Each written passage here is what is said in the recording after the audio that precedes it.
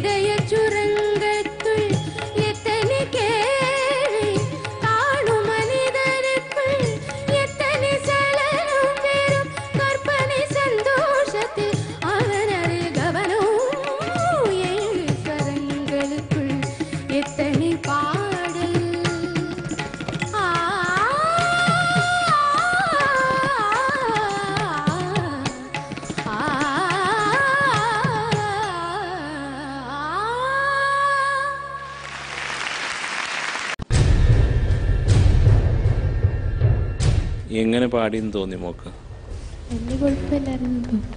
വലിയ കുഴപ്പമില്ലെന്ന് പറഞ്ഞാൽ ലാസ്റ്റ് ഇങ്ങനെ സസ്റ്റെയിൻ അത്ര പറ്റിയില്ല. സസ്റ്റെയിൻ പറ്റിയില്ലെന്നോ? വലിയ കുഴപ്പമില്ലായിരുന്നു. അപ്പോൾ എവിടാ കുഴപ്പമുള്ളത്? പറഞ്ഞ മോളെ, ഈ ധൈര്യമായിട്ട് പറയൂ, എന്താണിത്? വലിയ കുഴപ്പമില്ലായിരുന്നു തോന്നുന്നു.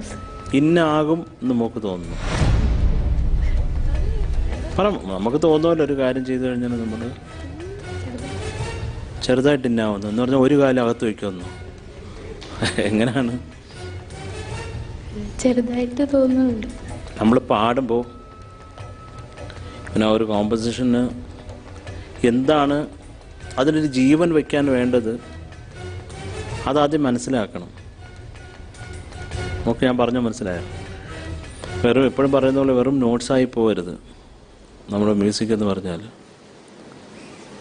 7 സ്വരങ്ങൾക്കുൾ എത്തனை പാടൽ എന്നുള്ളതിനകത്തുണ്ട്, അതിൻ്റെ ഒരു വികാരം ഉണ്ടല്ലേ. എത്തனை പാടൽ, എത്ര പാട്ടാലും എനിക്ക് യാതൊരു കുഴപ്പമില്ല, ഞാനിവിടുന്ന് പുട്ടും കടലയും തിന്നുകൊണ്ട് ജീവിക്കും എന്നുള്ളതല്ലല്ലോ മോളെ. അതിൽ ആണോ? അതെന്താ അതൊന്നും ക്ലാരിറ്റി ഇല്ലായിരുന്നു മോള് പാടിയത്.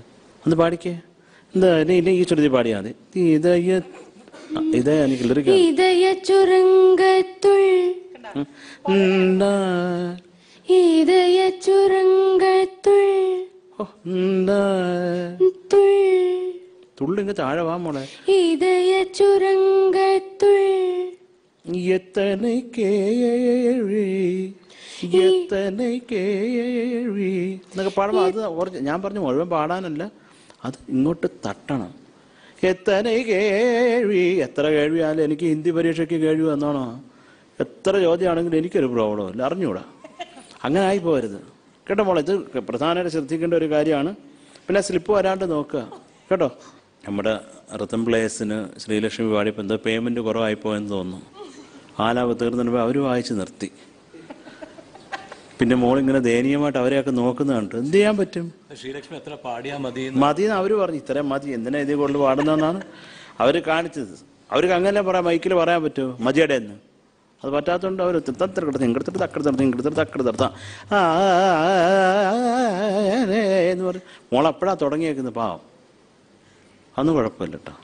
ഞാൻ അടുത്തോട്ട് ഞാൻ അതിന് എക്സ്ട്രാ പേയ്മെൻറ്റ് അവർക്ക് കൊടുത്ത് ഞാൻ കുറേയും കൂടെ വായിപ്പിക്കുന്നതായിരിക്കും. നിങ്ങൾ നമ്മുടെ റിതം പ്ലേയേഴ്സ് നേരത്തെ നിർത്തിയത് കൊണ്ട് യു ആർ ഇൻ.